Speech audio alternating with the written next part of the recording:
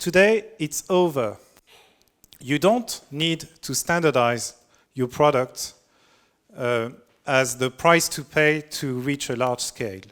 This is where technology really makes a difference. You can operate at a very large scale and yet customize the product for every single customer of yours.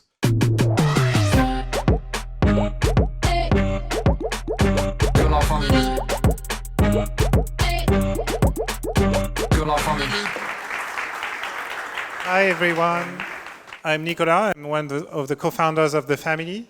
So my task tonight is just to do the setting. So I'm going to share a few general ideas about the future of logistics, about entrepreneurs and logistics.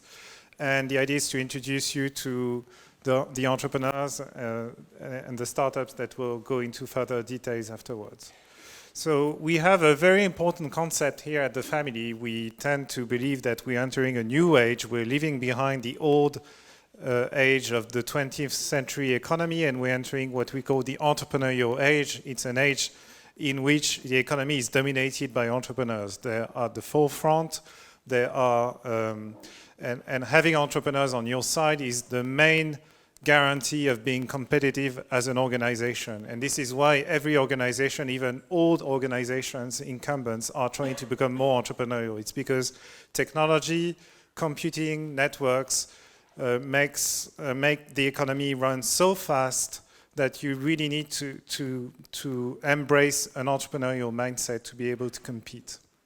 So that's what the entrepreneurial age is about, and obviously it's very good to be the family in that age because we're growing startups at here at the family, and so we are growing those assets that in turn will determine competitiveness in the economy. And today we're talking about startups in logistics. So logistics is a topic that I'm very interested in. One reason for that is that Amazon is definitely my favorite tech company out there. It's a very interesting company, as you know. I guess many among you use Amazon on a daily basis as consumers. But you need to realize that Amazon was launched more than 25 years ago, not in Silicon Valley, but in Seattle. That is a very different ecosystem. And the real story of Amazon is that Amazon lost a lot of money for a very long time because it's so hard to combine a tangible business that is retail, logistics, with a software business that is computing and networks. It's very hard. It comes with very low margins. It's a challenge in terms of scalability. And the story goes as this. It's if Jeff Bezos had tried to launch Amazon in Silicon Valley, he probably would have failed because everyone would have looked down on him, wondering why do you bother trying to launch this difficult business in logistics and retail when you could make a lot of money just selling banner ads on the internet, which is why Silicon Valley was focused on at the time. And so Amazon exists because he had this idea that you could only explore the idea of combining logistics and software not outside of Silicon Valley, in that case in Seattle, and because they've succeeded big time, like it's one of the largest companies on earth. Jeff Bezos, as you know, is the richest man on earth, and so they've succeeded. And so now we have the 25 years of history of that company that have been discovering new models and new approaches when it comes to logistics. And so because I'm very interested in Amazon, I've been reading a lot about logistics in particular, and I've been doing that for many, many years. So a lot of people that don't really understand technology and software look at all of that from far away, and they say, well, the economy is divided in two. On one side, there's the real economy, the tangible economy with goods and people and tangible assets. And then on the other side, there's this virtual economy that is all about content, bits, information, gaming, advertising, and so on. And so that's a lesser economy in the eyes of many people. Like the real economy, the tangible economy, that's what's important. And then there's the other part of the economy that's virtual. And so when those people think about logistics, they don't see the relationship between technology and logistics, because for them, logistics is all about moving around tangible goods. And because it's tangible, it has nothing to do with software. But the truth is that everyone that works in logistics know that logistics is about two things, not one. It's not only about the tangible goods, it's also about the information that is related to those goods, because you need that information layer to optimize your logistics and your supply chain in general. And whenever there's information, there's value to be added by software, computing, and networks. And this is why logistics has been so interesting for tech entrepreneurs for a very long time, is because those entrepreneurs have figured out that even though it's about moving tangible goods around, there's also that information layer on top of all of that, information flows that you can process, optimize, and reinvent using technology. And so that's why it's very relevant when you work in the world of tech to get interested in logistics. It's also nothing new. It's nothing new because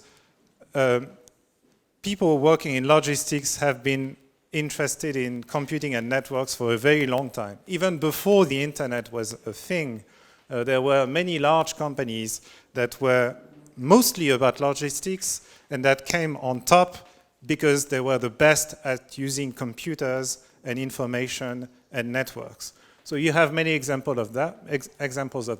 Walmart is a very early example.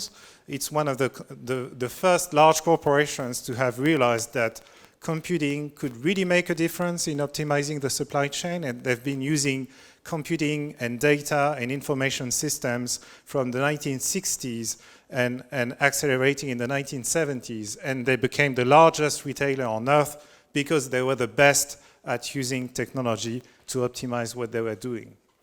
FedEx is another example, obviously, and I've written here even Amazon, because Amazon today is really a tech company. They have Amazon Web Services and many other parts that are really about technology. But in the 1990s, in the first years of operations, Amazon was mostly a retailer. They had bought and deployed an information system that was very similar to that of Walmart, and they were focused on one business only, that was retail. And so as retailers, because they were interested in technology, they had realized that you can become more competitive as a retailer if you know how to use technology, but they were mostly a retailer. And what they did in the 1990s was cutting edge from a retail perspective, but it was not really cutting edge from a technological perspective. And this is why, by the way, they've changed everything when the bubble burst in 2000. They almost died because they had this heavy, rigid information system that was focused on one business line only, that was retail. And this is when Jeff Bezos decided to completely dismantle this old information system and rebuild it from the ground. And that all led to Amazon Web Services, which is, as you know, the largest cloud computing platform on earth. So technology used in logistics is nothing new. All those guys, Walmart, FedEx, Amazon, have been pioneering using computing and networks to improve logistics performance for decades, literally. But it's all accelerating today for many reasons. So studying logistics, so as I said, I've been studying logistics for quite a few years. There was a first wave around 2010, 2011, around enterprise logistics. And the argument there was provided by Marc Andreessen. So you've probably heard about Marc Andreessen. He's a legendary tech entrepreneur, but also now managing a general partner in a fund called Andreessen Horowitz. And everyone reads their blog posts, everyone listens to their podcasts. And so when Marc Andreessen speaks, everyone listens. And in 2013, Andreessen Horowitz decided to get more interested in enterprise startups. That is, startups that sell products not to consumers, but to other businesses. And one of the examples that they used to make the case that enterprise startups were a thing was logistics. And this is how the reasoning went. So bear with me. In the past, every company that needed to use logistics systems went through 3 phases. The first phase was when they were so small they had to rely on suppliers to provide them with logistics. So you were starting your business, you needed some logistics, you went to logistics providers. Then at some point, you went through a phase where you were still relying on logistics providers, but those were so rigid and so expensive and so not tailored for your particular needs that you encounter decreasing returns to scale. You were basically losing money because you were scaling fast as a business, but those providing you with logistics were not up to the task. They were either too standardized in what they were offering, so they couldn't customize what they were offering to your particular needs as a business, or they were ready to customize it, but it was extremely expensive. And this is why every company that was successful and that needed logistics entered the 3rd phase at the end, which is that they re-internalized all the logistics. Like, enough with providers that don't provide me with the logistics I need. I'll invent my own logistics that is tailored for my needs. And this is why all those large organizations like FedEx and Walmart were the best at logistics. It's because they had gone through all those phases and they had realized that they couldn't rely on third-party providers. They had to invent their own logistics to optimize their own value chain. And so that was the situation before startups started to get interested in enterprise markets. And then, that's the Andreessen argument. He said, now today, you have many startups providing flexible, cheap logistics to anyone that wants to buy it. Whether large or mid-size or small, you can buy efficient, cheap, effective logistics from those enterprise startups in the logistics industry. And this radically changes the game. That is, you don't need to become very large to have your own logistics tailored to your needs. You can work with those new providers, those that use more technology to provide you with a more flexible logistics, to optimize your operations and to become more competitive. And so that creates the competitive advantage of being very large, very big, and having your own logistics has all but disappeared today. You can be excellent, you can excel at logistics even though you're a small business or a mid-sized business, because there are so many startups that are ready to provide you with the logistics you need at an affordable price. Not only startups, by the way, but also Amazon, which, as you know, has been launching enterprise solutions in logistics that are purchased by many retailers all over the world. But I'll share a few more on that. So another thing that has changed in logistics, obviously, is the mobile revolution.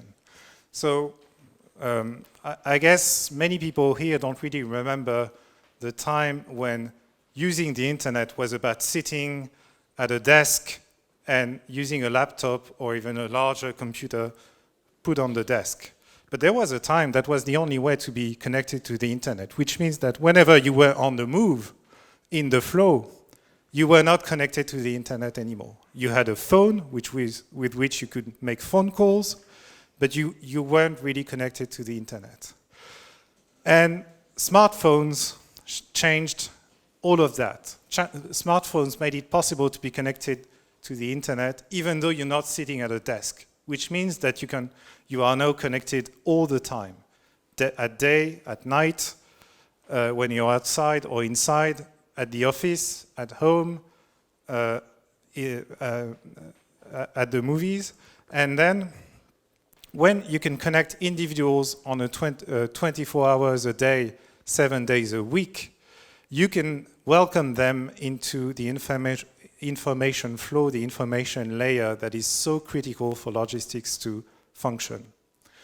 And so that is what many entrepreneurs have realized. It's that there used to be a time when logistics was about those who were equipped with high-tech devices that were so expensive that only professionals could have them. So truck drivers, for instance, was connected somehow to a GPS, but that's because the company that employed them had invested in those devices to equip the trucks.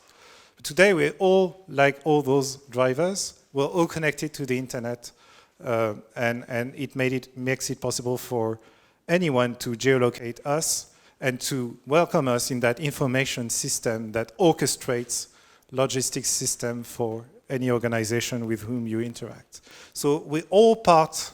So logistics is not something that happens out there anymore. It's something that we're all a part of, because with our smartphones, we've been integrated in the information layer that any logistician uses to operate their business. So let me conclude with a few trends, a few key ideas, I think, that help understand where we are on the logistics front today. The first thing, echoing what I was saying about enterprise startup, is that the one-size-fits-all doesn't exist anymore. It's not tolerated anymore. There used to be a time when you needed logistics, you went and knocked on the door of a professional and you asked for such and such logistics. You had particular needs and you wanted a tailor-made solution, and those guys would answer like, we don't do tailor-made. We have this product, and those are the prices, and there's nothing to be negotiated here. Either you take it or you leave it. And that is why we had one size fits all. And so the entire economy had to be organized around the standardized offer value proposition of large organizations specialized in logistics. Today, it's over. You don't need to standardize your product as the price to pay to reach a large scale. This is where technology really makes a difference. You can operate at a very large scale and yet customize the product for every single customer of yours. And it divides the world in two. There are those, the entrepreneurs, who understand that there's no trade-off anymore between customization and scale. And there are the old guard, with many people that are still stuck with that old trade-off, that still think that if you want to grow larger, you have to standardize your product and basically mistreat your customers or force them to embrace a standardized offer at a rather high price. So that's the first idea. It's the end of one size fits all, and now you need to realize that you can operate customized logistics at a very large scale. And if you don't have that in mind, you don't understand the opportunities that exist in logistics for entrepreneurs, and you don't understand the value propositions that exist for you as a customer whenever you need logistics. The second key idea is the idea of vertical integration. Many people who have understood that technology changes everything in logistics didn't wait for some third-party logistics provider to reinvent the whole value chain. They just decided to do it themselves. And a very good example, again, is Amazon. So we'll still think of Amazon as a retailer, but Amazon operates warehouses, they have truck fleets, they have planes, they have everything that you can imagine that is part of a logistics network. And they are vertically integrated. That is, they're even trying to enter last mile delivery. I'm sure you've read those articles about the problems they're encountering at the moment in the US, but they're experimenting, and at some point they'll figure it out. They'll integrate down to the last mile including even maybe in the homes of their customers using Alexa and Amazon Echo and stuff. And so, and because they have a very large scale of operations and vertical integration, that means that there's an entire market out there that has been lost forever for logistics professional. If you're a professional in logistics, you can't sell any logistics to Amazon. They're not interested because they have deployed their own proprietary value chain that fits their needs and that doesn't really make room for third-party suppliers. Even worse, those giants that have opted for vertical integration have too much logistics on their hands. They don't even know what to do with all of that. They have too many planes, too many trucks, too many extremely efficient warehouses. And so what they've figured out, again, following Amazon example, is that those capacities that you don't use, you can sell them to customers on the outside. And so those large tech-driven providers that have designed best of class logistics systems for their own needs are now offering those logistics products to third parties and are competing directly against incumbents in the logistics industry. And so again, so it's the end of one size fits all. So if you're an incumbent in logistics today, you're still trapped within the one size fits all mindset. And you don't sell anymore to the largest players like Amazon, and you even and those largest players that are not your customers anymore are even becoming competitors to you because they have extra capacity to sell on the outside. And so this is the situation today. It's that incumbents and organizations in logistics are wiped out, completely crushed. Their margins are eroding at a very fast pace because because of the emergence of those new players that are entirely tech-driven. Just as a conclusion, I'd like to remind you what entrepreneurship is about. So I introduced the talk explaining what the entrepreneurial age is about. The entrepreneurial age is an age when companies compete harnessing the power of entrepreneurship. If you have entrepreneurs on your side or within your organization, you have a chance to win the game. If you're not entrepreneurial, you're certain to lose because you won't have the insights, the speed, the mindset to spot the opportunities and to ship the products. And so entrepreneurship is defined by an investor called Babak Nivi, a co-founder of AngelList, as the ability to serve a customer at the highest level of quality and scale simultaneously. And you need to realize that. So many entrepreneurs might not have read Babak Nivi's articles in which he explains what entrepreneurship is about. They might not have time to read books, blog posts, watch videos, etc. But they've embraced entrepreneurship because they can feel, they can sense that something's wrong with the old way of doing things. They can sense that now, thanks to technology, you can combine quality and scale, customization and scale, and they don't understand why the incumbents, the old players or the old retailers don't do that. And in a way, they're waiting for new players to provide them with the logistics they expect in that new world where you can reconcile quality and scale. And because that logistics doesn't exist in all the cases, well, you can rely on Amazon, you can rely on many logistics startups, but there are still many needs that haven't been figured out, and no entrepreneur is here to help you upgrade your logistics system. And this is why, and I think that's the most interesting trend these days, every startup today that is confronted with handling tangible goods or anything tangible, because they have this entrepreneurial mindset and they realize that you can reconcile quality and scale, they're impatient by definition. That's what entrepreneurs are. They're impatient. And they've decided, as a result, not to wait for logistics professionals to come up with the right solutions. They simply reinvent logistics within the realm of their operations, tailored for their particular needs. And this is a very important insight.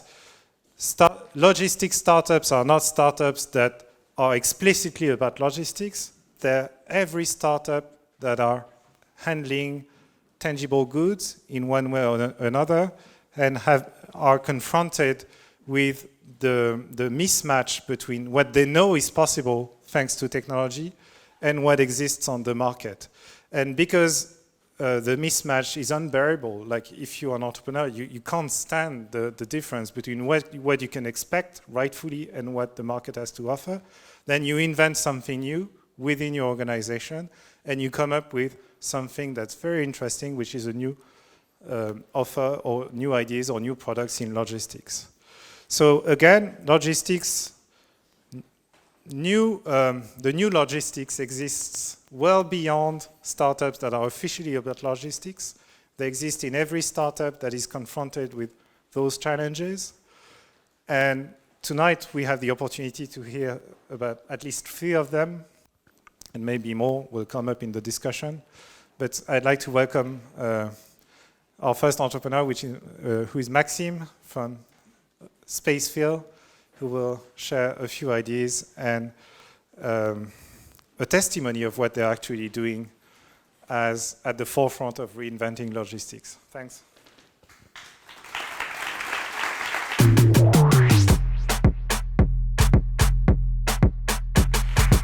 Hi everyone. So I'm Maxime and I'm the CEO and co-founder at SpaceFill. Basically, what we do at SpaceFill is that we are reshaping European supply chains. What does that mean? Have a look at this. This is us, actually. Every single light means a single home, means a single city, also, and a consumption center for a lot of companies. And I'm sure you know that, and some of you have been working in sales or have been working with salespeople, but there is a formula in salespeople for salespeople, which is ABC. Always be closing, because otherwise your pipe is full and you will see someday that you will not be able to close as many clients, as many customers as you have been expected. Well, I have to tell you that this mantra, ABC, has become for the last 10 years the mantra for logistics. Why so? Because ABC means always be closer.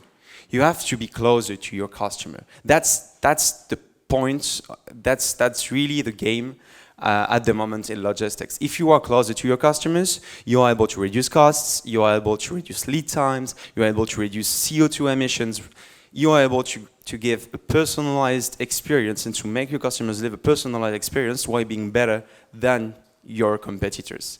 And this is really something that, thanks to Nicolas, we have learned tonight, that Amazon is doing really, really great. Like, there are not so many companies that are able to deliver good within 24 hours. And that's a big problem. They're able to do it in the United States. And that's really a huge, huge country. So being able to do that and to deliver your goods in any country in the United States in 24 hours, that's a crazy challenge. And many companies are not able to do that in France. So you have to be closer to your customers if you want to win the game.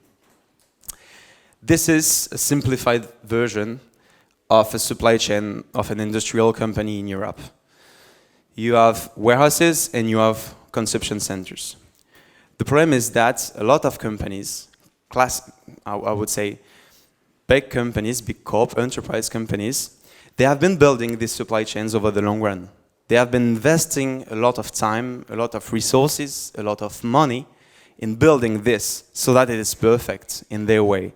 Like millions, hundreds of millions of euros to set up a warehouse, to train people, to recruit them, to put the right software, to develop it, etc., etc., etc., to build the right contract with the right providers, etc. And in the end, it works. But it's really, really hard for them to be flexible, really hard for them to move. They move slow. And face to them, there are a lot of entrepreneurs, a lot of companies that understand that they don't have to play with the same rules. They don't have to invest hundreds of millions of euros to develop a supply chain. They can be flexible because they start from a clean sheet. Whereas these companies, they can't. They are fixed with the system. Last week, I was speaking with a customer, and he told me that one of the major logistics provider in the world decided to change software. It took them 2 years to prepare for this change of software. They paid I don't know how many millions in consulting fees just to be able to make this change. In the end, they changed software and they lost 6 months of billings because they were not able to see where the goods were and which bill was adapted to which customer. 6 months of billing. This is one of the major logistics provider in the world. That's billions of dollars just because they were stuck with the software they couldn't change and that wasn't adapted to what's today normal. So this is a usual supply chain. And what we are building at SpaceFill basically is that we are providing visibility in the market that is very opaque, and we are providing software to make changes easier, quicker, and without any risk. And this is the supply chain we're able to build for any of our customers. And this is something at one instance, meaning you can change every single red warehouse spot at any moment within 48 hours and adapt the supply chain really to your consumption centers and to your consumer demand. And that's really hard to do it for a big company that has already been able to develop a supply chain over the years. And this is really what we are building. We are building a whole European supply network so that any company in the world can access the European market and adapt their logistic needs to the consumer demand in real time. Basically, what we do today we provide on-demand warehousing, meaning we can find over 2,500 warehouses. That's a warehouse every 20 kilometers in France. I'm very proud of this number, thanks to our team. We can contract in 10 minutes. You can manage through a platform easily all your day-to-day operation, and you can insure your goods just in one click. So I'm very proud of this. And basically, we aim at doing this over the whole European space. Sorry for this. This is a small scheme to show you how logistics, our supply chain works actually, but that's just a small part of it, just so you can understand. Many companies, you take this drawing and you multiply it by 100 times, and then you understand better how it works. Basically, you have a provider, we can be a provider that can fulfill you with raw materials, semi-finished goods, finished goods. Think of Alibaba, that's finished good. You buy, you sell it again and again and again. That's a supply chain. Or you can buy, I don't know, raw material from any place in South America, transform it in a plant, and then you resell either finished goods, semi-finished goods, or other products. Basically, what you have to understand is that every single arrow, there is a need of transportation. And this transportation can be very, very hard to find because it can be, I don't know, you have plants in China, in the center of China. So how do you move the goods from the plant to the harbor in China? You have to take a truck, but the road is not able, or the warehouse does not have the right size of the right door size, so you cannot use that kind of truck. So if you want to use it by yourself and develop your own supply chains, it will take months just to figure this problem out if you don't go on place in China. Then you have to move your good from the harbor to an harbor in Europe, for example, then to bringing to your own plant, then to your own warehouse, then to a distribution center to finally give it to the consumer. That's really, really hard to set that up. And then you have different provider, different company that you're going to work with if you don't want to manage everything. So that's basically really, really hard.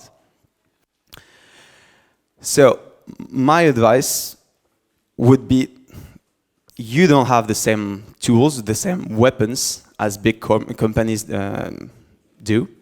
You have to be flexible. You have to be smart. Because when you have only a few hundreds of euros, or thousands, or even millions of euros, like, do you really want to build your whole supply chain, to spend time, to pay people to think of it deeply, to build something that will not be able, you will not be able to change in 3 months, 6 months, 1 year, 2 years, when your demand will have changed and your business might have changed too?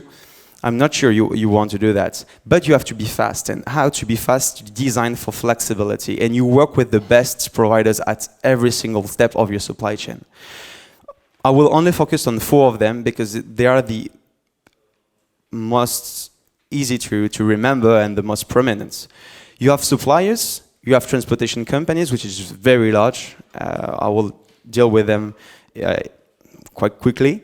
And warehousing companies and last mile delivery companies. And I made a differentiation between transportation companies and last mile delivery companies because that's not the same work, basically.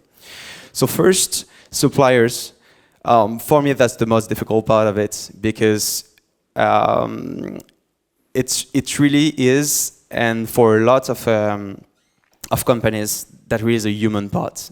That's still, you're knocking on the door and you're trying to convince a supplier, a plant, a factory to build your stuff, and you don't have anything, or you just have an idea. And if you're not a big corp, like, it's really hard. If you don't have a procurement team, if you don't have a whole supply chain team, it's really hard to convince them to work with you, to trust you. I have people I know, they created a shoe brand, and it was really, really hard for them to find the right provider, the right supplier, and they had to find the provider in Portugal. They made several trips to Portugal, to Italy, to France, to many different countries, and it was really hard for them. So what I see with our customers on a day-to-day basis is that this is really all about human and human relationships. So I will not dig into this. Then you have transportation. Transportation for me goes from shipping by boats, planes, or trucks. And that really is something where this is an industry where the margin is really thin. It can be local, it can be national, it can be international transportation, but it's really an industry where the margin is very thin. And the margin is very thin in spite of them being able to aggregate a lot and a lot and a lot of volumes. Like, they have really high volumes of transportation needs, and they're able to try and make margin out of it. And that's the only way you can make money. So if you're trying to manage your own transportation by yourself, and there are a lot of companies, I will talk about it, that provides a lot of startups that provide solutions, you will just lose time and lose money. You will not be able to secure a long-term relationship with the right costs with the supplier. And you can see that in transportation industries. There are a lot of big corps working with smaller transportation companies, and I think that's one of the industries where there are the most companies shutting down actually at the moment in France and in Europe actually. Then in terms of warehousing to my mind is the most tricky, obviously because that's the business I'm in, but also because it really is for the long run. When you commit to a place, you cannot change it. Once you have people working in the warehouse, you have a 3, 6, or 9 year lease on your warehouse. You have invested in software. You have invested in things to equip your warehouse. Like, it's really a pain when you have to change it. So there are a lot of providers. We have talked about some of them before. But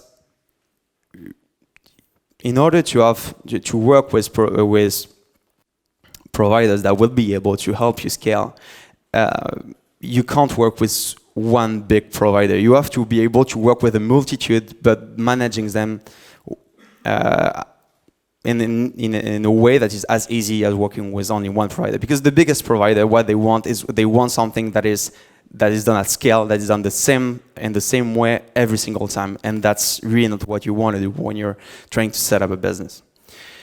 Last mile delivery, it's something very different. It's something that has been developing a lot in the last 20 years, and driven by the rise of e-commerce. Obviously, there are a lot of companies doing that. You will meet a startup that is doing great thing at the moment. But really, to my mind, you have a lot of companies that try to get that internally. Think of Frishti, think of Deliveroo. In the beginning, they wanted to do it internally, but in the end, what comes up to their mind that it's not possible because they don't have the volumes to make it economically interesting.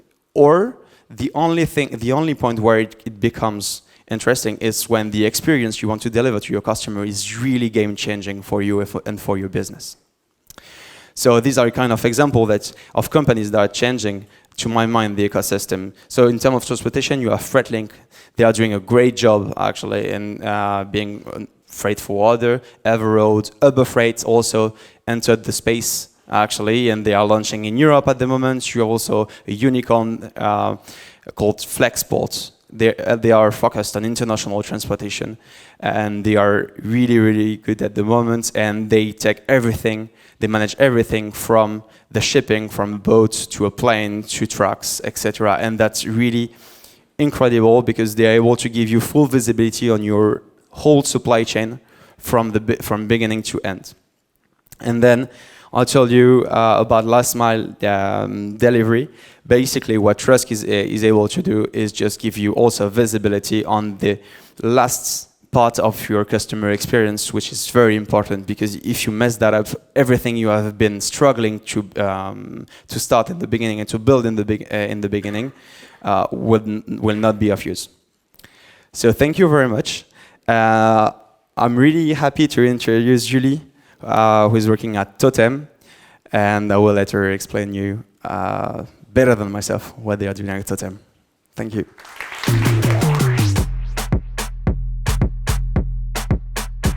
Hi everyone.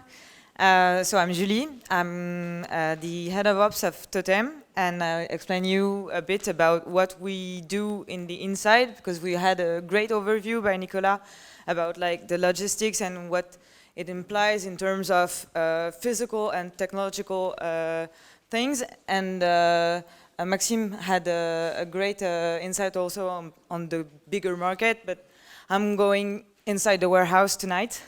And I'm bringing you in with me. So just a few words about Totem. First thing, we are break makers. So basically, you are a company, you want a gathering space. We provide you the snacks, the coffee, the fruits, everything you need. And we adapt the space you need to your culture and to your habits as a team. So we are here to gather you together. We are here to provide you the best snacks and the best quality products for your pauses, for your breaks. And you can see one of our furniture there, because the family is one of our oldest clients and best clients. Maybe you can have a look then and see if you want one for your company next. And what we do basically is we match your needs. So you're a company, you want breakfast on Mondays, you want fruits on every days, you want coffee only on Thursday, I don't know, we can do it. You want to be delivered once a week, twice a week, 5 times a week, we can do it. You want a module with only snacks, we can do it. You want just a fruit basket, we can do it. So basically, when talking about customization, when talking about matching your needs, I think we are there and we can adapt to any culture, any team, any size, from 15 employees to 500 employees. So who am I? I'm a former TF employee, so I've been on stage here 2 years ago, approximately 2 years ago, so it's a great pleasure to come here tonight and to be in front of you again. I'm a doer. I always loved operations, and I'm so happy I found a company that gives me the opportunity to do it. I'm a grammar Nazi, so I correct everything, every single French mistake. You can try me, not in English, but in French I'm pretty good, and I'm known for that. And I'm an opposite product taster, so what does it mean? It means that if I like a product, it shouldn't enter our catalog. That is very simple. So what I do is basically I match my strategy from the founders, from the executive team. So we build a strategy. We try and be as ambitious as possible as for making pauses and breaks in companies better. And I match it with the reality of the field. So I have boxes to prepare, I have products to store, I have men to manage, and transportation to orchestrate. So basically, I'm doing the splits between those two words, the strategy and the field. This is very, very interesting because one side is like very ambitious entrepreneurs with engineering background, very technological and very pragmatic point of view. And on the other side, you have another kind of population, very down-to-earth population, very focused on what's going on right now and not on the future. So you have to match all those expectations and be able to build something scalable, something that is coherent, consistent, cost-effective, and of course, qualitative. So basically what we've done in 30 months is that we have a bit more than 150 totems inside Paris and in near suburbs. So basically one totem is that, and you have like 120 all over Paris. We launched a subscription program last year, like in November or December, I don't remember. And 70% of our clients are now subscribers. So this is a real proof that they are trusting us in the long term, and they are annual subscribers. When I entered Totem, we had 150 references, so SKUs, the different products, and today we have a bit more than 600 products, so we have a great catalog and you can find everything you want at our place. And we are 29 and people are very satisfied with our service. So I'm going a bit into detail because I think it's interesting to see what a logistics startup is in the inside, and I'll try to guide you through our logistical path and explain to you how it's really deeply rooted into our technology background. And I take examples for that. So basically here you have an organization that is called Payfit, maybe you know Payfit. Payfit was one of our first clients, and at the time, in their office in Paris, 17th arrondissement, there were like 20, 30. Today, they are 160, and they have a second office, and they have two totems in one of each, in each office. We manage both totems through their organization and through one single web app, one single client space, where they can manage all their totems. Even if they want a third one, they can build a third one. And each totem has their order per week that we'll manage over time. They have consequent quantities, so we deliver them twice a week. And as you can see, they have orders that become deliveries. So one order is 2 deliveries per week. And you can see that depending on the size, you'll have several boxes to prepare. And so we prepare their boxes on Friday for Monday and on Tuesday for Wednesday. So everything here is a web page of our backend that we developed ourselves and that we made so functional that everything is really measured. Every order is managed like by hand by us, and you can deliver anytime you want. You can split deliveries into boxes, put products into boxes, and I'll show you how just a bit after. This is Alper.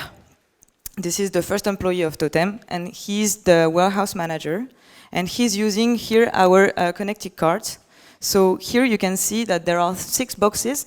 So it means that we've made a half of Payfit's order for Wednesday, just pushing this cart all over the warehouse. And this is something that we built so that our technology, so the order that transcribed into delivery, is directly sent to our cart, and the cart guides the operator all over the warehouse where the products are stored, and he can prepare 6 boxes at a time. So if a client has only 1 boxes, I can prepare 6 clients at a time. So this is something we built with a supplier that is very cool, that is called Signature Logistics. And we have 4 of them, so it enables us to grow very, very fast and to make preparation as competitive as possible, because, of course, we designed this cart so that it's very, very imbricated into technology. So you have waiters just under the boxes that weight every product that is entered into the box. So I'm sure that the product I'm putting in is the right one. I'm sure that I'm putting the right quantity. I'm sure that it's the selected products that we need, because I have put unmistakers. I don't know how it's called in English, but you have data matrix codes for each product. So when the operator comes, he scans the place where he's taking the product, and so he can't take another one. So we basically mastered preparation by imbricating very physical objects. So this card that is quite heavy, that is quite voluminous, and technology. Why is it important? Is because we wanted to be able to track everything, and actually saying that we can prepare through the card is saying that we can manage any sold out product, we can manage any request from the customer, because in the delivery it's written what quantity was picked, what quantity was asked, so we can check everything. And today we have like literally no mistakes on orders, because we just can't make any. It's simple. So this is an example of what total quality is for me. And I'll show you a bit more about what I'm putting into this world, total quality, which is a quite well-known like theory in logistics. So I have my magic triangle. The magic triangle is first people, because everyone knows that everything comes from people. If I don't have anyone to push my cart, I'm literally not able to prepare any order. If I have no one to deliver it, I can't reach my clients. So it's all about people. Helping people through processes, thinking for them what's going to work, and mostly when tech is broken, or when we haven't yet designed the technological process that will solve our problem, it's very important to have a process like a physical one, one that is written to be able to back up, and tech, of course. So let's enter into a box and take a banana from this box. The life of the banana, by the way, we processed like 40 tons bananas since the beginning of Totem, so it's quite a lot of bananas. We've approached the ton per week, so it's quite cool today. So a banana is a product, so a reference. It is created inside our system, so it's weighted, measured as a unit, and it's given a product ID, which is unique. Second, it's ordered, and then we have the confirmation from the supplier that the banana is coming is on his way to our warehouse. Then it's received, checked and stored if necessary. Then it's prepared, delivered, and eaten by our customers. So we have three moments that are very important in our supply chain. The first moment is the relationship we have with the supplier. We order a product. We need to get confirmation that the product will be delivered on time and at the right quantity. And this is very important because if you don't have a process for that, if you don't have a technology for that, you don't know how many bananas you have to order. And this text brings us in those figures. You don't know when to order. You don't know how many bananas you get when you open your carton, because maybe the confirmation hasn't arrived, so you don't know if there's a sold out at the producers and you have to find a banana another way. So this is the relationship with suppliers, and that we master through our tech and also through processes. And one example of that is that we had our supply managed by email or by client spaces from our suppliers or by purchase orders that were imposed by our suppliers. And what we did is we created our own purchase order so that we could limit the numbers of mistakes by transcripting one order from our backend to our purchase order first, or the purchase order of the supplier, and second, we gained a lot of time, and actually it was like completely harmless for suppliers. So this is why supply is very important and how we mastered it. And then we enter the warehouse. So this is the second real big phase of our business. It's internal preparation.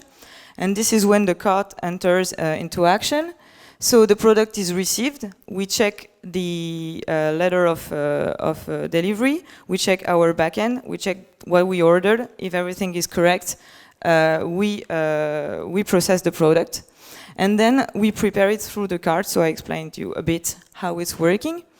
And then we, of course, have to deliver the product. So the same data matrix codes I've talked to you about for one unique product that we have in our warehouse, we used also into our delivery system, since we have boxes that are refundable, so we use them each time we deliver a client, and each box has their data matrix code that is unique too.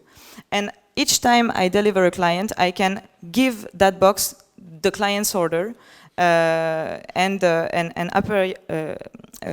operate that box for that client.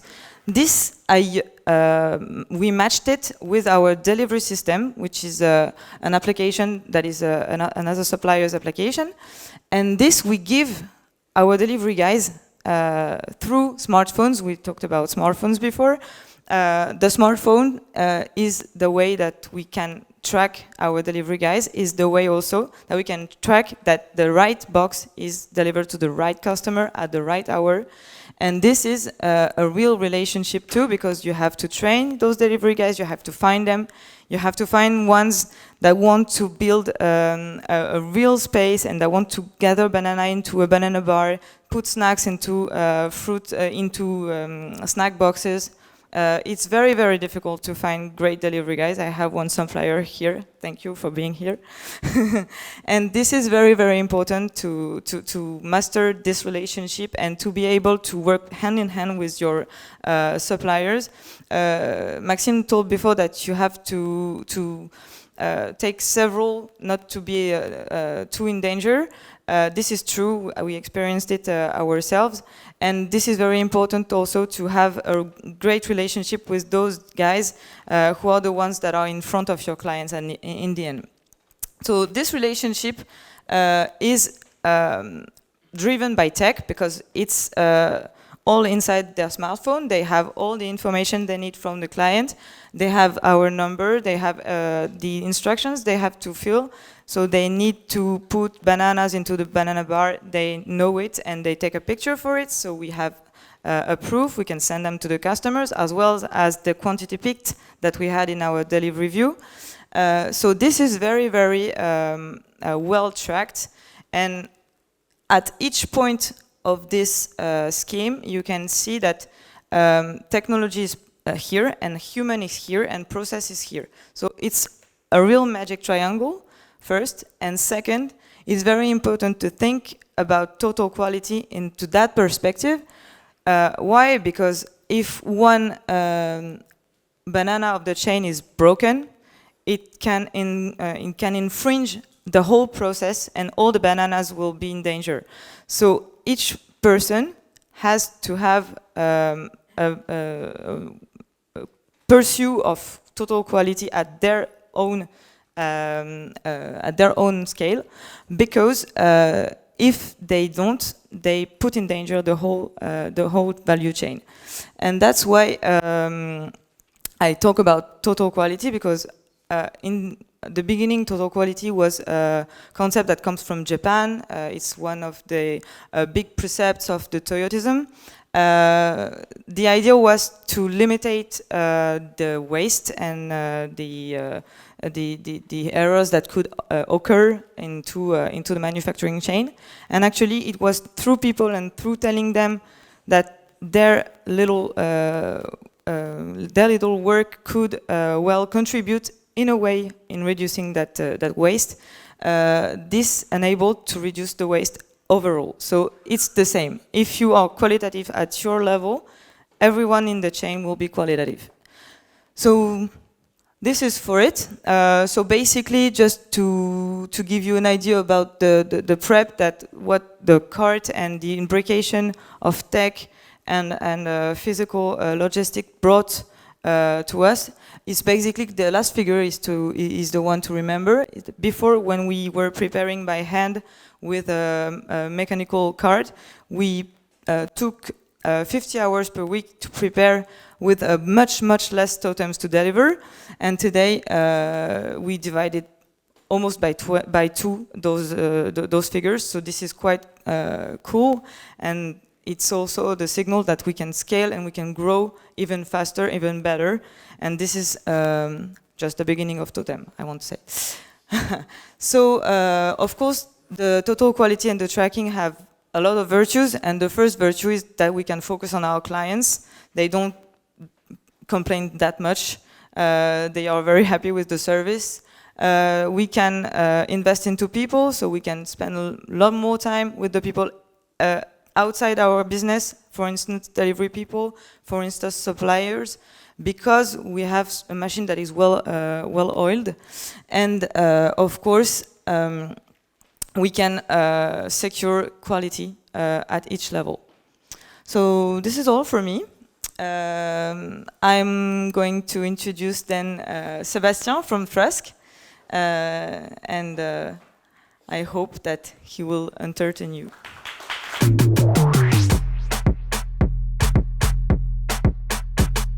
Hi everybody, I'm Sébastien and I'm one of the co-founders of Trusk. So Trask is a last mile delivery platform. What we do is that we connect online or physical retailer with carefully selected transporters to transport heavy goods, basically. So we operate in 3 main sectors: furniture, construction and do-it-yourself. And the idea of this presentation is to give you, a simple overview of some of the lessons we have learned, over this 4 years at Trusk. Okay. So one of the things we learn is, like, I think when you start, expertise is not what matters the most. For example, when I started Trusk with Thomas and Jonathan, my 2 other co-founders. None of us had any experience in the transportation industry before. Jonathan was in the video industry. Thomas was in the commodity industry. He was before trading cashew nuts between Ivory Coast and India, so nothing to do with transportation. And I was in the energy industry before. And the thing is, when you want to start in transportation, you can start with simple things like what we did. We just started with a phone and an Excel sheet, just a phone we get our first clients on Le Bon Coin, and we found the transporters easily, and we use just simple Google Sheet to manage the operation, and then you can start building the tech.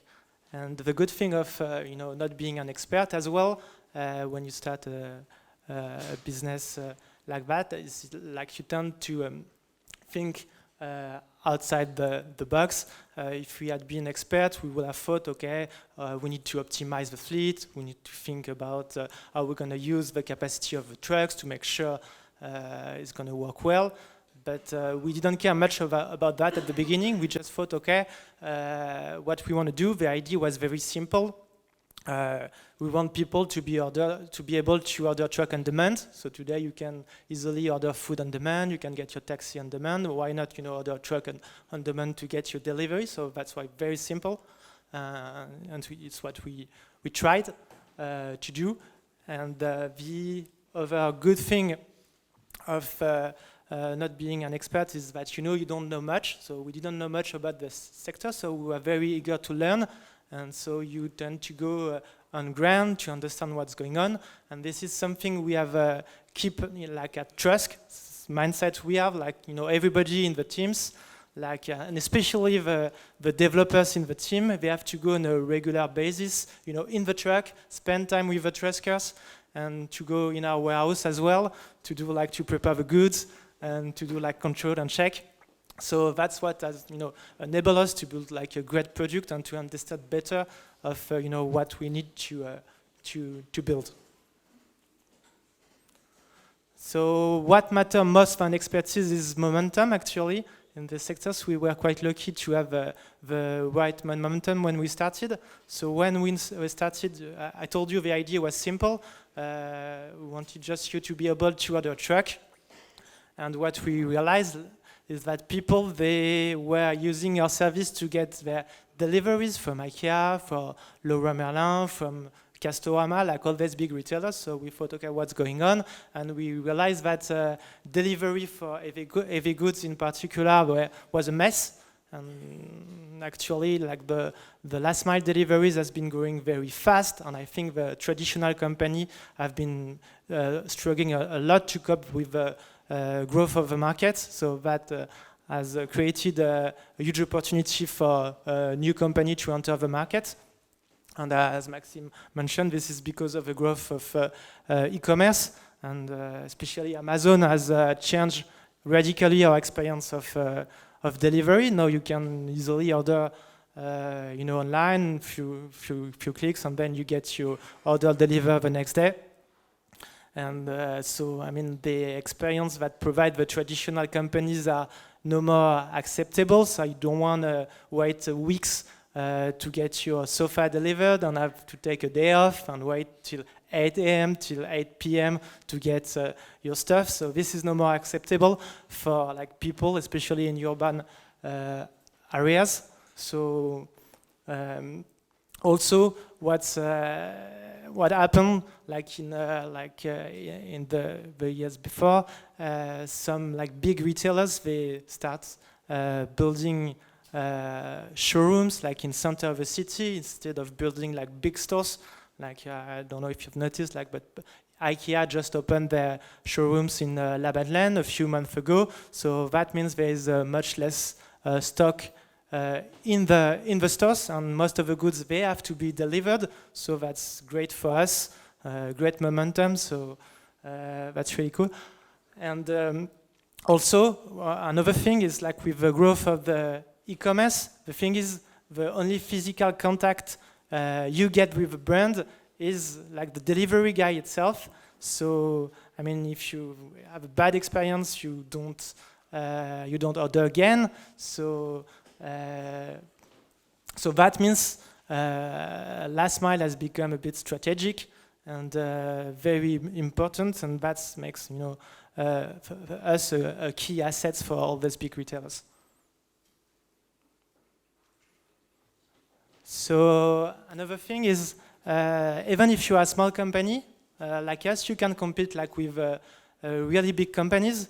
The strengths of big companies, what they have is that they can provide like a very global solution if you want to get transport by rail, by airplane, by whatever. They have warehouse everywhere, so they have all the infrastructure and the capital.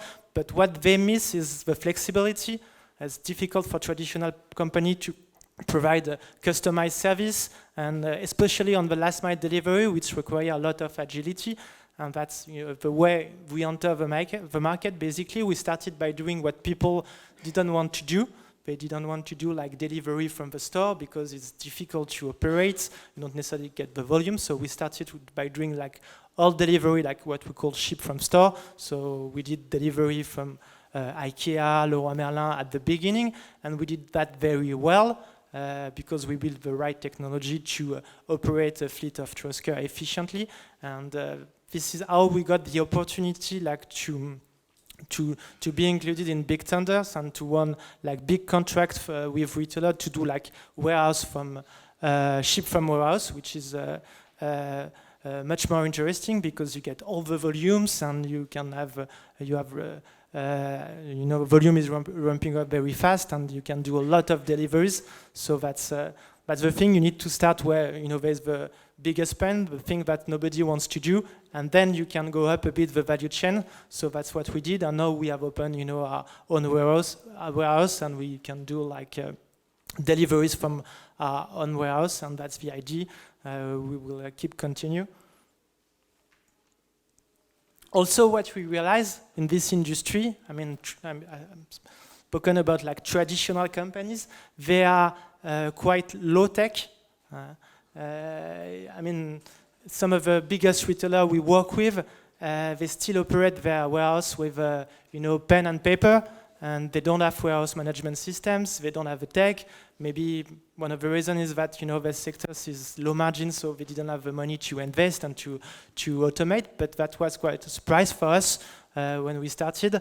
And even like big logisticians, like worldwide, they operate like some warehouse with pen and paper, and they send us some deliveries to do via Excel sheets. So that's huge opportunity for startup like us to build the right technology and to, conquer this market. And at the end, what I want to emphasize that you have to keep in mind that transportation is still a physical business. So even if it's not so difficult to start in these sectors, things get more complex when you grow, when you try to be at scales. There's a lot of complexity involved because there's people involved. At the end of the day, you have a lot of interaction with a lot of different stakeholders. Basically, we have to manage a fleet of drivers. People moving stuff in a truck is not easy. You've got a lot of contingency. So you have to manage that. And then we have to manage the retailer. We have to deal with the stores because deliveries they are sold by the salesman in stores, like all the big stores, physical stores. So you have to deal with these people and to convince them to use your solution. And as well, you have to manage people in warehouse. It's human intensive. You can automate part of the business, but you still need people to carry your stuff and to put the goods in the truck, especially for when it's heavy goods. And at the end, you have also to manage the final customers. So not so easy to start, but not so easy to scale. And especially like if you think about the commercial cycle, to give you an example, it took us 2 years to do the first delivery for IKEA, so it takes time. So you have to be resilient, and it's more about building in this sector. I think long-term relationship, because it relies a lot of the relationship at the end, and then the technology comes into place and can make a huge impact. But at the beginning, it's about people. So that's the difficult thing. So as you have to manage all this interaction with people, you need to attract very good people. So that's the difficult task. And then you have to make long-term bets. So you need a lot of capital as well. And that's the thing. At the beginning, easy, but then when you grow, you need more capital. And you can see that Amazon spent a lot of money to scale the business. So That's what we have to do. If you want to succeed, you need to be well-funded. So, thank you for your attention.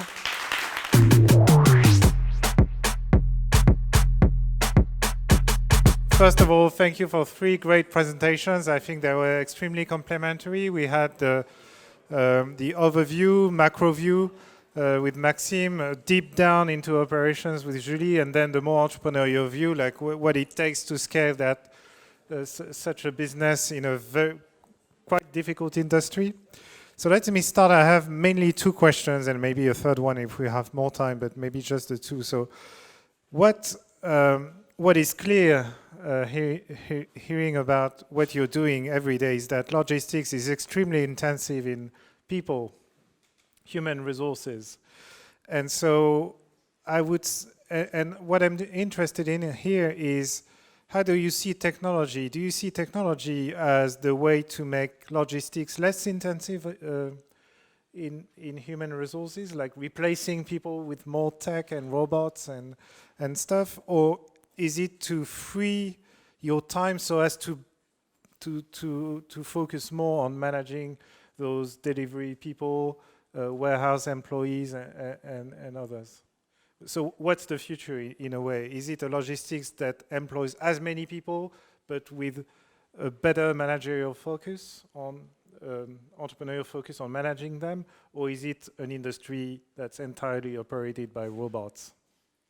Yeah, because we are, in the market of doing like deliveries, like for heavy goods, so it's a bit more, difficult to automate it completely. I think it may be a bit different if we think about small parcel, but for heavy goods, it's a bit particular.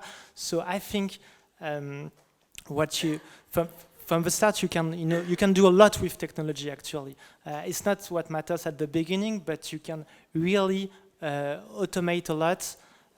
You can really make sure that you spend less resources, and you can, there's a lot to do, and we realize that, we change a lot. You need to adapt very quickly. So, and if you want to build efficient technology, it takes time, and you need to wait a bit to really understand what you need to build, because the risk is that you build technology that is very quickly obsolete. So, technology will matter a lot. But still, you will have people like I don't see. You will completely replace the people in the car, like in the truck. I don't think it will be replaced. Maybe they will be, helped by robots. You can imagine, like to transport like heavy goods, you can help with robots, but they won't completely disappear. Same with the people in the warehouse. You can automate like the control of the commands. We are at the moment, we are working on a project like to put RFID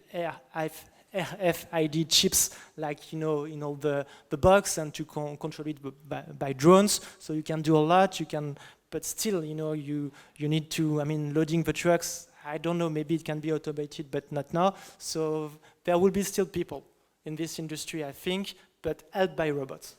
Okay, so considering launching a startup in the industry, you need to be ready to interact with a lot of people. It's not like your typical geek that stays in his room. And especially on the commercial side, I think people you deal with people, and I used to deal with traditional company.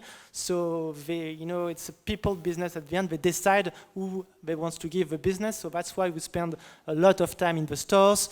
We spend a lot of time building the relationship, and we have a dedicated,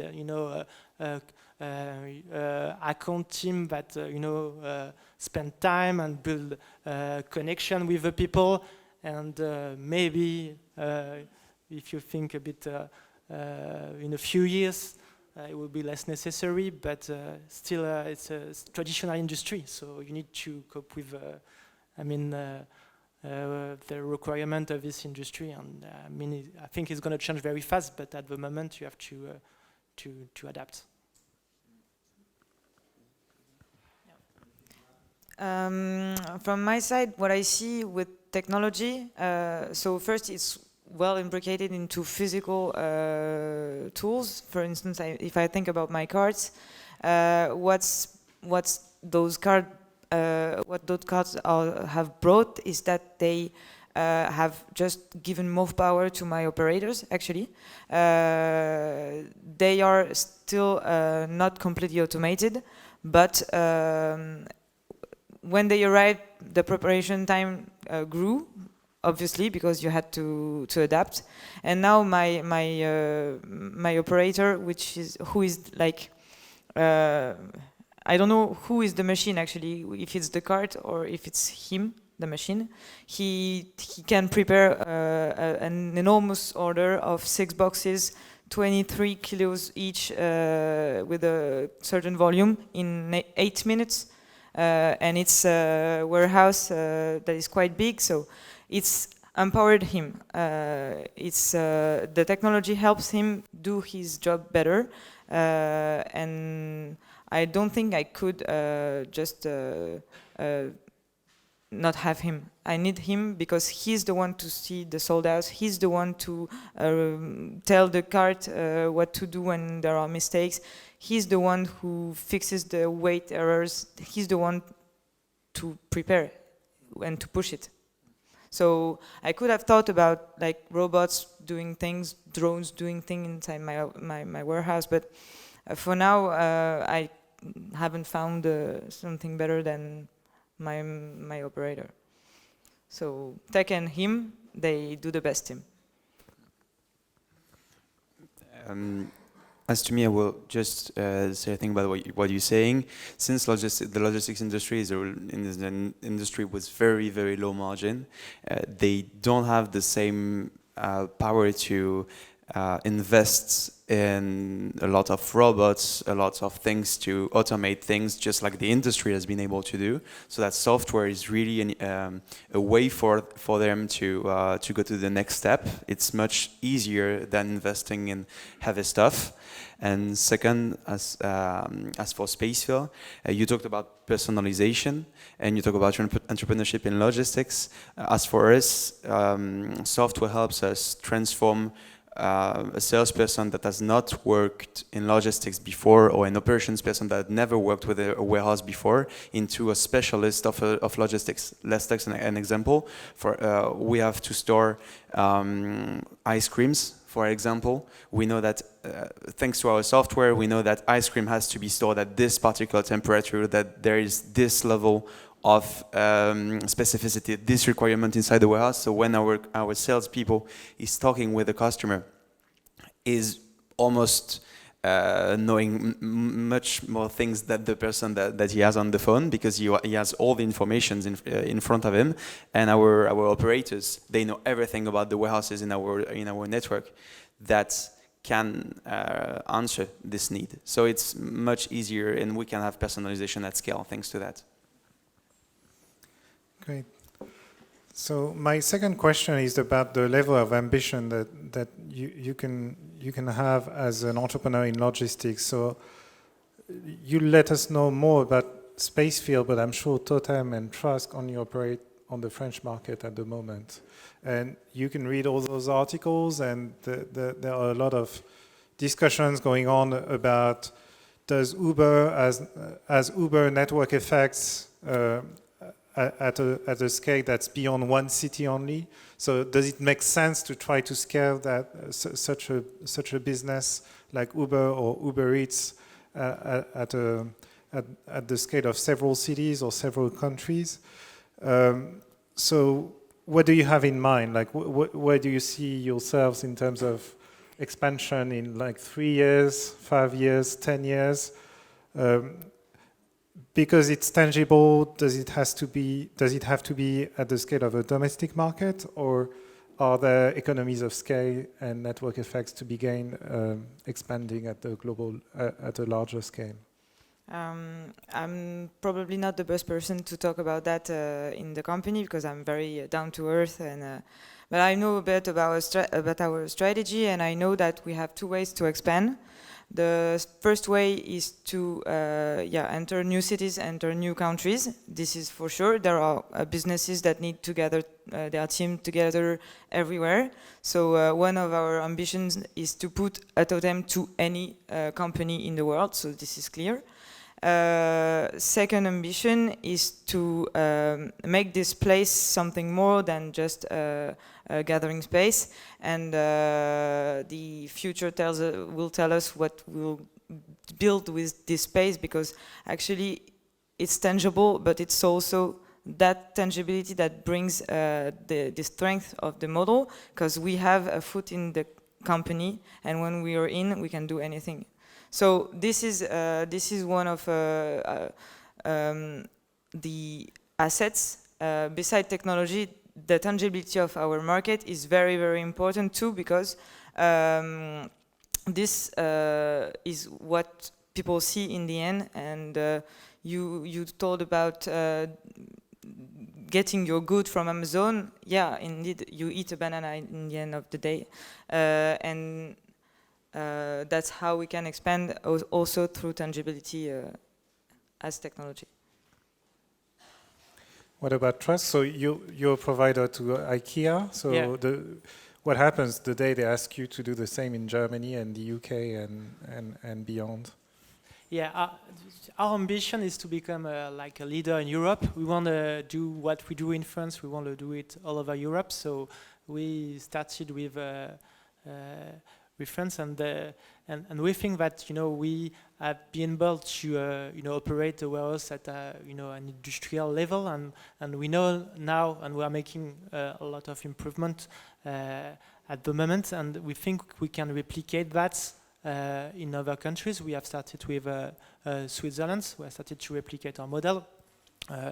If you want to do ship from store, not sure there's economies of scale, but when you manage to do like ship from warehouse, and you do it well, and you put the right technology inside the warehouse, and you get the sufficient volume, because the thing is, if you want to operate at scale, you need the volume. So that's I think the main issue. If you don't have the volume, you can't get economies of scale. But if managing a big warehouse, we know how to do it now, and I think we can replicate it if we need in Germany, in other countries. And the only thing will be, depends. Some countries are very competitive. So concert can be like, I think about the UK, where the margin are very, very low. So that might be a difficult market to enter. But Germany, I think it's different. And our goal after France is really to go to Germany and to try, and I think we can do it. What about SpaceFill? So you already operate beyond France, right? Yeah, we're operating in France, Belgium, and Switzerland at the moment. Actually, not being local was a choice from the very beginning. We also started with an Excel sheet, but we could have said, okay, we are only going to focus on cities, because that's where there is the higher concentration, the higher density of warehouses. But actually, what we realized is that having the denser network allows us to offer the best solution to our customers and to help them design the best supply chains. Because if you have 5 fulfillment centers instead of having 1 in France, you can deliver your customer 30% faster at 30% of CO2 emissions that you will not, less 30% CO2 emissions and less 30% costs in terms of transportation. So these are not cost that you see in the beginning when you're working with a warehouse, but that's cost at the level of your supply chain. And if we can do this across several countries, this is really like the value proposition is much more important than just being in France. If I can just add something about that. Actually, there are maybe 2 things. For instance, for running a warehouse like ours, is the processes and the tools that you put in place inside it that can be replicated in any other warehouse in Europe, in other cities. Second, the tech, because the tech is placeless, actually. And third, your partners, so the partners that you choose, maybe you can also bet on choosing them right from the beginning, knowing that they will expand with you, knowing that they will follow you to other cities. I think that's not the thing that you think about first. when you're building your startup inside Paris and tackling one city for the moment. But of course, those choices will help you grow, and it's very cool to see that when you grow, you obviously make your partners grow, and this is also one of the means of scalability, I think, for very pragmatical business for us, like ours. And then I have maybe one last question. So you have this very cool outfit that has been designed for your so-called Truskers, that is the people that drive the trucks and deliver the goods. But it's written here that it's a sous-traitant indépendant de Trusk, that is someone that is not an employee of Trusk's. Yeah. And so my question is, what about the logistics sector in general? Is it impacted by all the policy discussions that are going on, like in California for Uber and Lyft, or the strike that has been going on with the couriers at Deliveroo last summer? So is it, are these questions that your investors or your customers are asking, like, is your business sustainable in such a shifting legal environment? The thing is, like in France, like the transportation sector for goods is heavily regulated. So if you want to build a sustainable business, I think you have to comply with the regulation, and that's what we did. So we are not like Deliveroo or Uber. We are what we call a freight forwarder. So we are responsible for all the transportation we do, and we only work with like transportation, companies, registers. It's a lot of, actually, the transportation sector is highly fragmented, so there's a lot of small companies.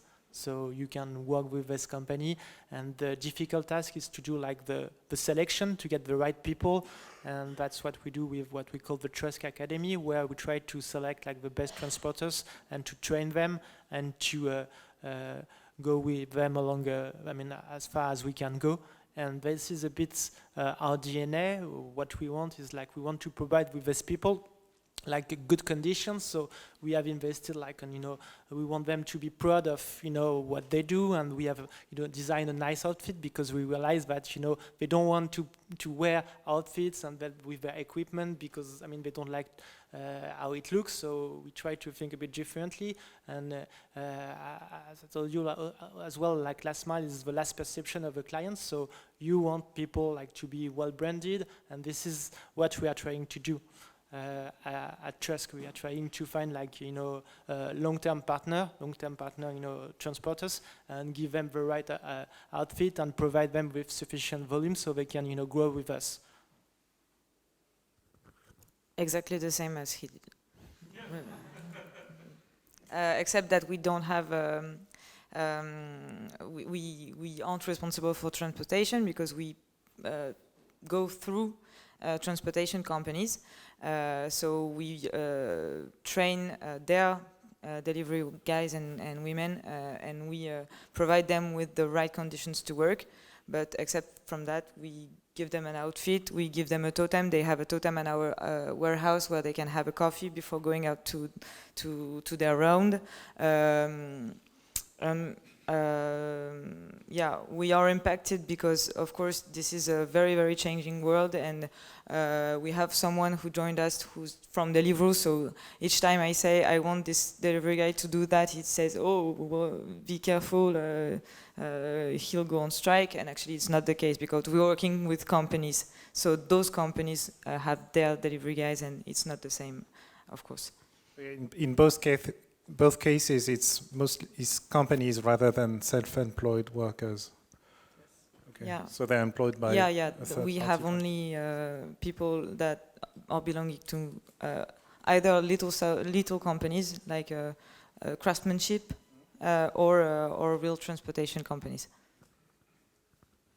Actually, it's the same for me. So maybe I will not talk a lot about it, but we're working with other companies, and the challenge is for them mostly, not for us, but we can help we can help them by providing them new solutions. That's something that we've been thinking of, is that how to help our warehouse partners evolved with the demand by providing them software, by providing them solutions like to find people to work with or to train them, etc., etc., etc., to give them access to deals, all this stuff. Okay, thanks. If some among you have a few questions, maybe we'll have time for one or two. Yes, 2 hands, that's perfect. So yeah, so I'll give you this first. mic that you can throw to the next one. So super easy, super soft, don't worry, it doesn't hurt. You start? Hi guys, thanks for the talk. So I was just wondering whether for startups like you guys that have, European ambitions, are you somehow like concerned by the, the growing Euroscepticism that we have in the entire Europe, or is it something that you don't really care about? So especially for the transportation, industry. Okay.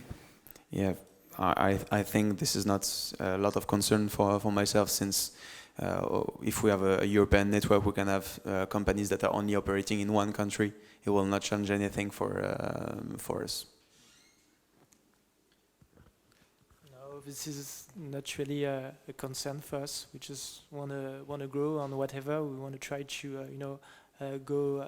I think we have the ambition to be European, and so we will do it anyway, whatever.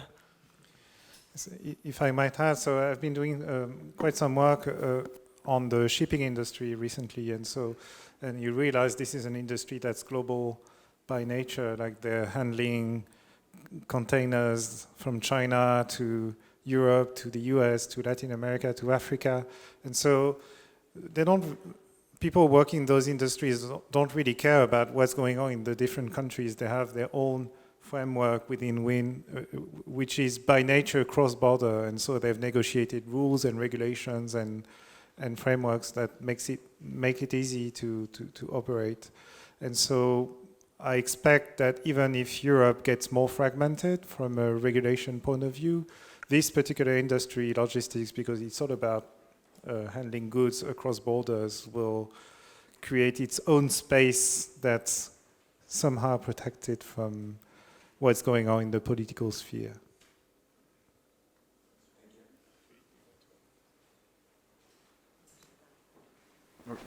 Another question, and then you can hang out a few more minutes if you want.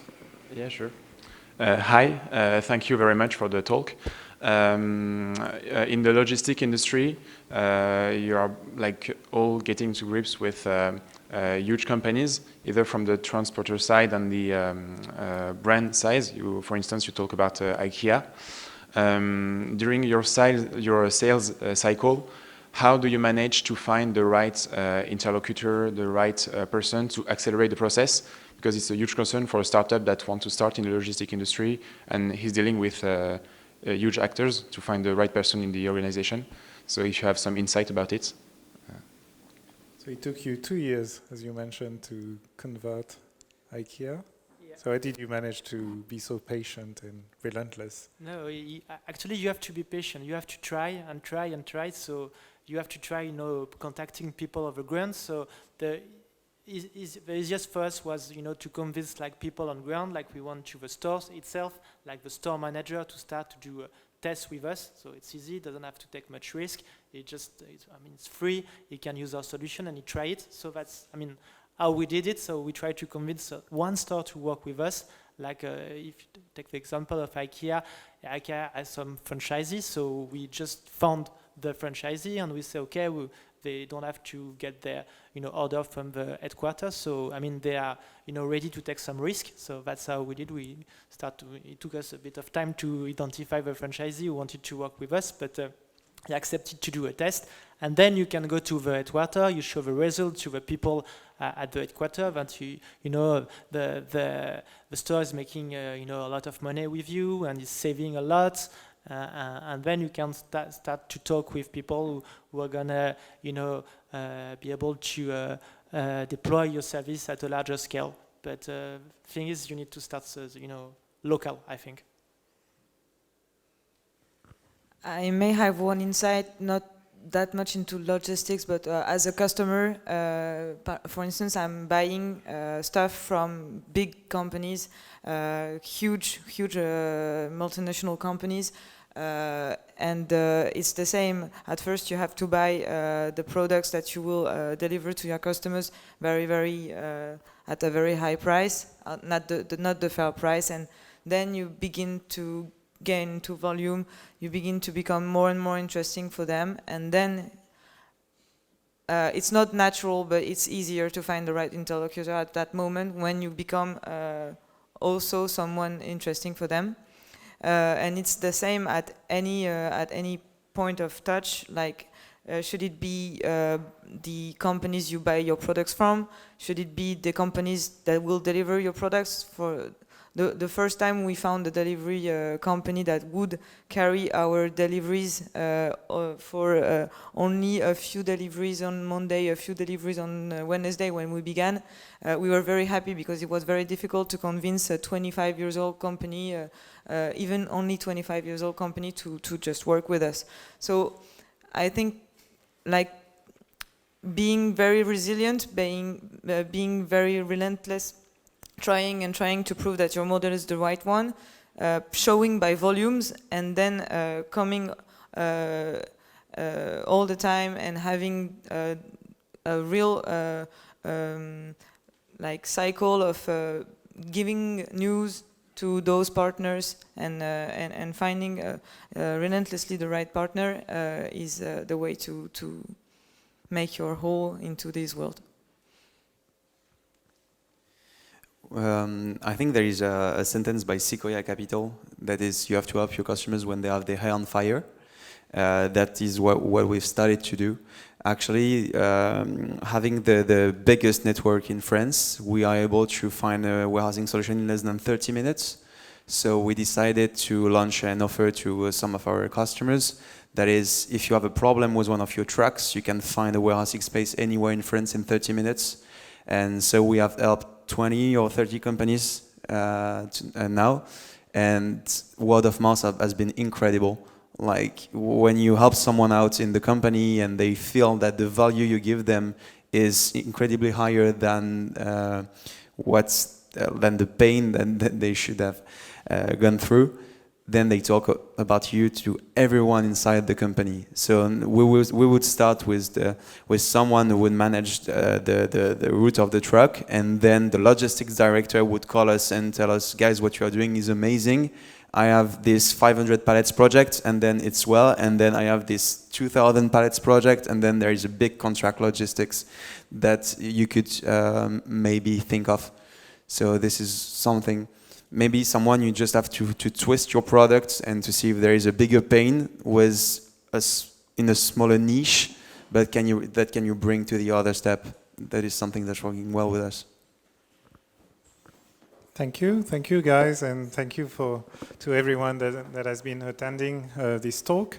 I'm sure the three of you can stay a few more minutes, so if you have specific questions, you can approach those guys and ask them anything about logistics and entrepreneurship in logistics. And again, thank you for attending this talk, and we hope to see you back at the family again in the coming weeks and months. Thank you.